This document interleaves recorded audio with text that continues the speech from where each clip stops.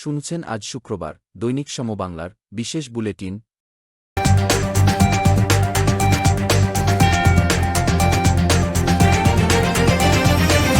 এখন শুনছেন বিস্তারিত।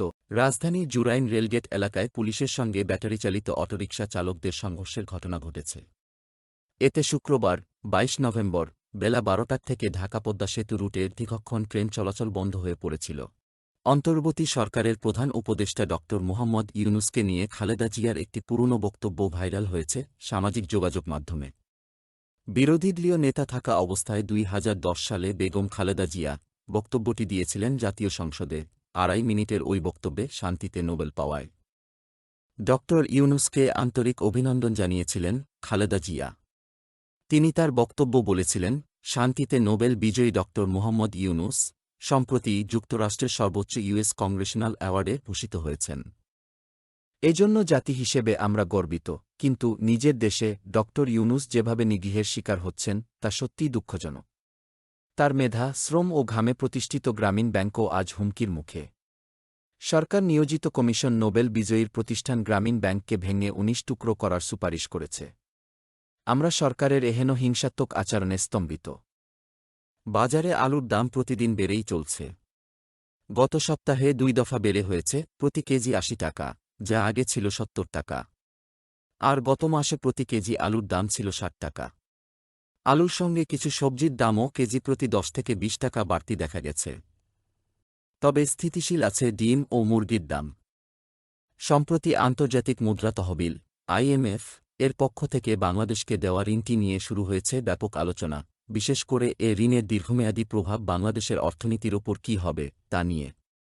ঋণটি আয়-ব্যয়ের ভারসাম্য চ্যালেঞ্জ ও অর্থনৈতিক দুর্বলতা মোকাবিলার জন্য একটি সহায়ক পদক্ষেপ হিসেবে উপস্থাপিত হলেও বাস্তবতা হল, প্রায়শ এ ধরনের ঋণ কিছু কঠিন শর্তের সঙ্গে আসে, যা দুর্বল জনগণের ওপর অতিরিক্ত চাপ সৃষ্টির পাশাপাশি দেশের অর্থনৈতিক স্বাধীনতা ক্ষতিগ্রস্ত হয়। ঝালকাঠি ১ রাজাপুর কাঠালিয়া আসনের সাবেক সংসদ সদস্য ব্যারিস্টার এম শাহজাহান ওমরকে কারাগারে পাঠিয়েছেন আদালত। এতে আনন্দ মিছিল করেছে স্থানীয় বিএনপি ও সাধারণ জনতা। বৃহস্পতিবার ২১ নভেম্বর কাঠালিয়া উপজেলা বিএনপি ও সহযোগী সংগঠনের উদ্যোগে এ আনন্দ মিছিল অনুষ্ঠিত হয়। মিছিলটি উপজেলা শহরের বিভিন্ন সড়ক প্রদক্ষিণ করে দলীয় কার্যালয়ে গিয়ে শেষ হয়। যুদ্ধবিধ্বস্ত লেবানন থেকে দেশে ফিরেছেন আরও ৮২ জন প্রবাসী। পররাষ্ট্র মন্ত্রণালয়, প্রবাসী কল্যাণ ও বৈদেশিক কর্মসংস্থান মন্ত্রণালয়, বৈরুতের বাংলাদেশ দূতাবাস এবং আন্তর্জাতিক অভিবাসন সংস্থার IOM সহযোগিতায় যুদ্ধবিধ্বস্ত লেবানন থেকে ফেরত আনা হয়েছে আটকে পড়া বাংলাদেশিদের। ৪ দিনের সরকারি সফরে ঢাকায় আসছে যুক্তরাষ্ট্রের বাইডেন প্রশাসনের একটি প্রতিনিধি দল। পররাষ্ট্র দপ্তরের আন্তর্জাতিক শ্রম বিষয়ক বিশেষ প্রতিনিধি কেলি এমফে রজরিগেজ এবং শ্রম বিভাগের পক্ষে ডেপুটি আন্ডার সেক্রেটারি থিয়ালি প্রতিনিধি দলটির নেতৃত্ব দেবেন। সফরকালে প্রতিনিধি দল অন্তর্বর্তী সরকারের কর্মকর্তা, পোশাক শিল্পের মালিকপক্ষ ও শ্রমিক ইউনিয়নের অংশীজনের সঙ্গে দেখা করবেন। এখন শুনছেন আন্তর্জাতিক। গাজা উপত্যকার উত্তর ও মধ্যাঞ্চলে ইসরায়েলি বিমান হামলায় আরও অন্তত ৮৭ জন নিহত হয়েছেন। এর ফলে সংঘাত শুরুর পর থেকে অবরুদ্ধ উপত্যকাটিতে নিহতের সংখ্যা ছাড়িয়েছে ৪৪,০০০। কামাল আদওয়ান হাসপাতালের পরিচালক ড. হোসাম আবু সাফিয়া জানিয়েছেন, উত্তর গাজায় রাতভর হামলায় ৬৫ জন নিহত হয়েছেন।